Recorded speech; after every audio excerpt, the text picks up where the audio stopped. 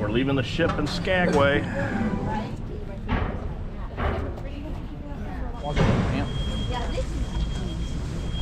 So I got a question for you. How many people have died on this adventure? I don't know.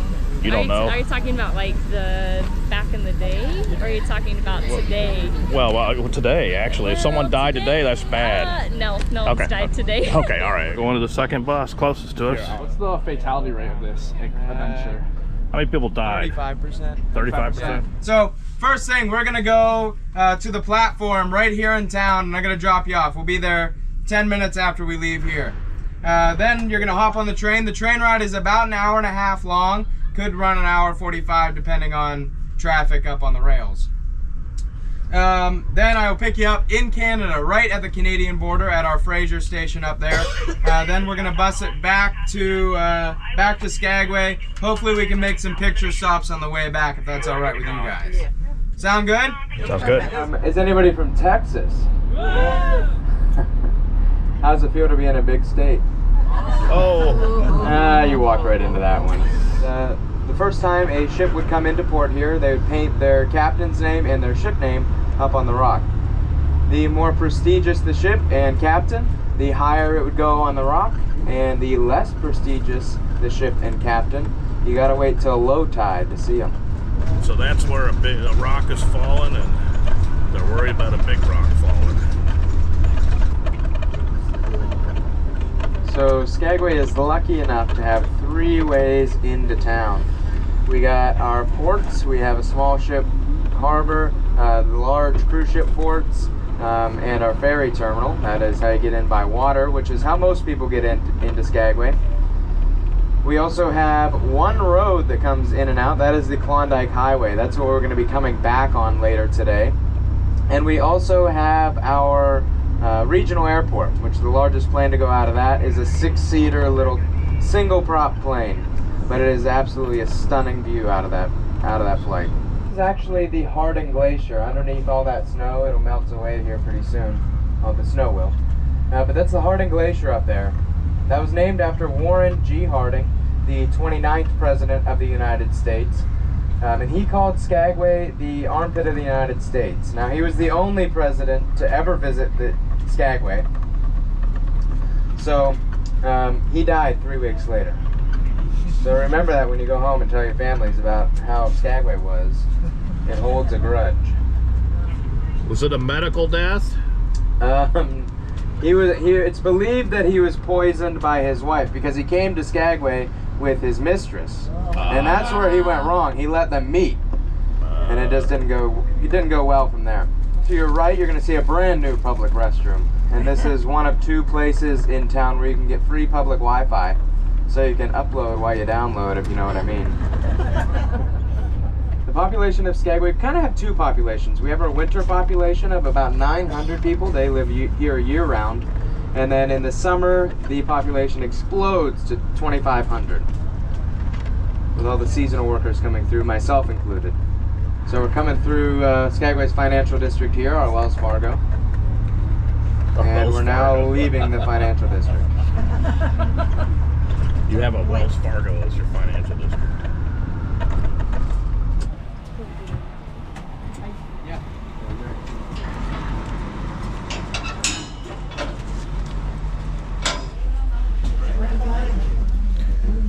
Well, we're on the train. Yes, we are. Mom, you good? Yeah. Is Engineer Donahue, but we won't be seeing him too much because he's in the cab of our locomotive. We will, however, be seeing our Conductor Saul, who is in charge of our train. Skagway, Alaska is a beautiful town located in the Alaska Panhandle, just miles away from the Canadian border of British Columbia and the Canadian border of the Yukon. According to All Aboard, the complimentary White Pass and Yukon Route magazine, Skagway's year-round population is about 850 residents, but its population balloons up by the thousands during the summer travel season. According to Wikipedia, Skagway sees about 1 million tourists every year, with 75% of those coming by cruise ship, according to Wikipedia. This looks a lot like how it looks in Colorado. Yeah, I can With imagine. the Rocky Mountains and everything. Tourists can enter Skagway either by cruise ship or through the local airport under a single prop plane, or they can enter Skagway from Canada along the Klondike Highway.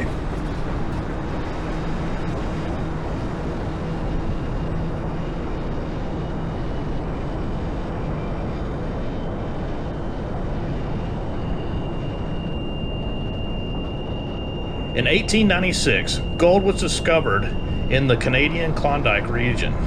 Captain William Moore, who was considered Skagway's founder, started out with a 160-acre homestead claim in which to base his gold searches from. His group was in search of a better route to Canada, and after their search became known as the White Pass. An existing steeper route known as the Chilcot Trail was known, but the White Pass Trail was not as steep and would better allow for animal transport to the Yukon River and the new gold fields. In 1898, railroad builder Michael J. Henry, an immigrant from Ireland, met with investor Sir Thomas Tancred, representing London investors, and stated, "Give me enough dynamite and snooze, and I'll build a railroad to hell." Together they formed the White Pass and Yukon Railroad Company. The railroad starts at sea level and in just 20 miles climbs to almost 3,000 feet.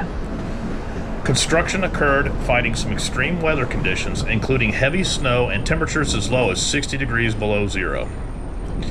On February 20th, 1889, the railroad reached White Pass Summit and continued on from there, where on July 29th, 1900, two railroad crews met in Caircross, from where they laid the meeting Golden Spike. The railroad fleet consists of a number 69 and a number 73 steam engine, an Alco diesel engine, a GE diesel engine, and they've just added 6 new diesel engines which will now make up the fleet for future rides, along with 92 restored passenger coaches.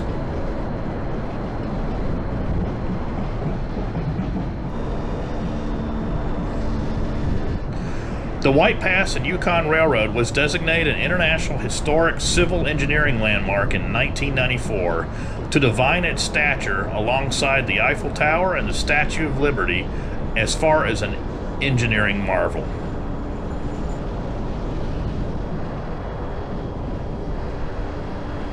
Our White Pass and Yukon rail and bus excursion was booked directly through our Celebrity Edge cruise ship.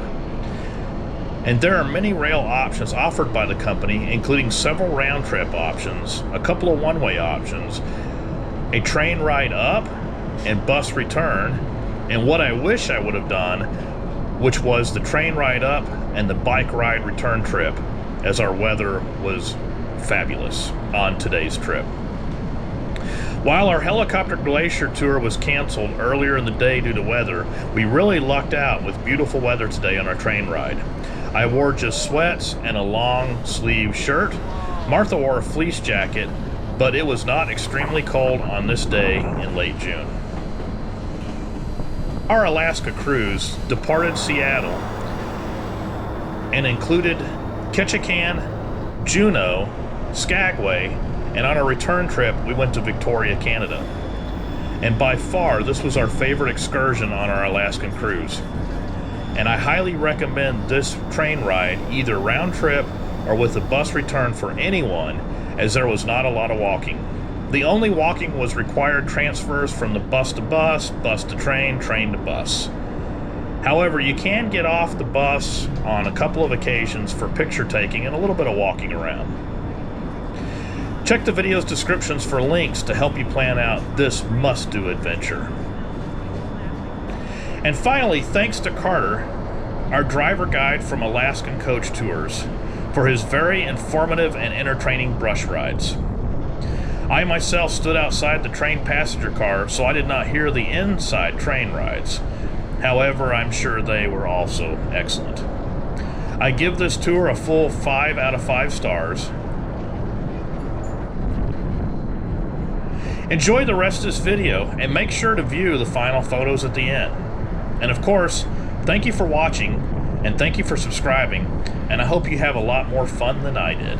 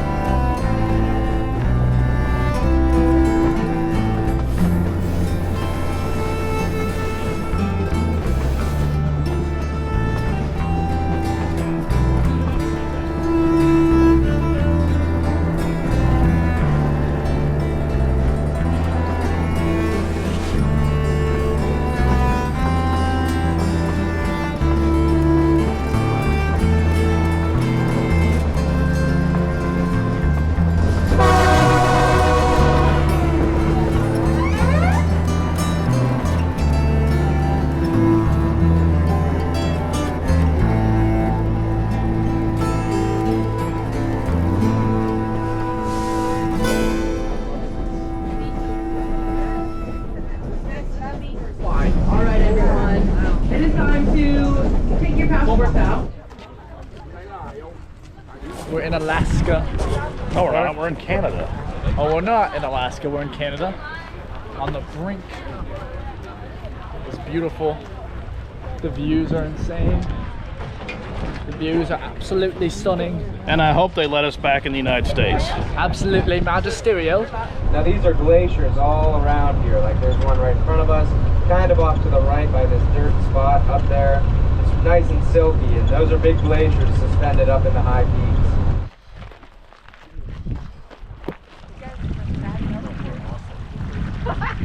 Absolutely stunning. A little bit more towards me. There you go.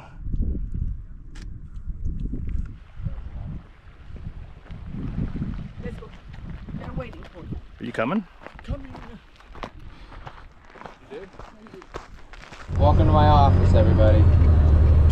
We are not going to top this. That is International Falls. The U.S.-Canadian border runs right through that and then juts up into the road right up here ahead. So we're now coming back into the USA. Hey, they let me back in. And we're back.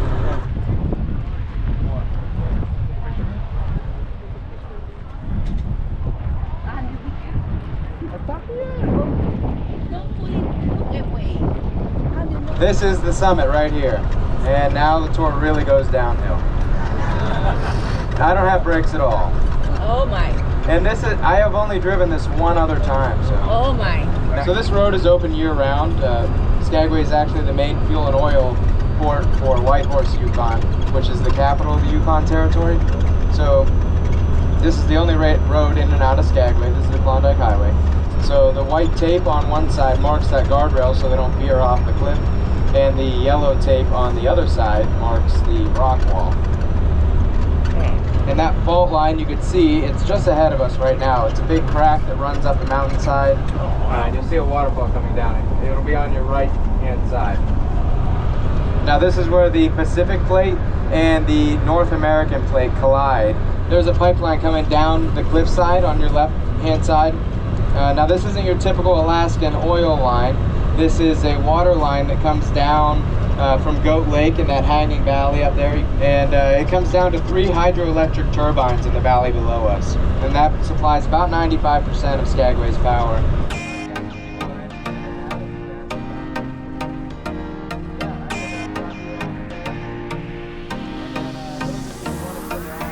Then we got the Happy Ending Saloon right next to the Morning Wood Hotel. That's really the name. And this building with the red stripe across it, that is our grocery store. It's very small.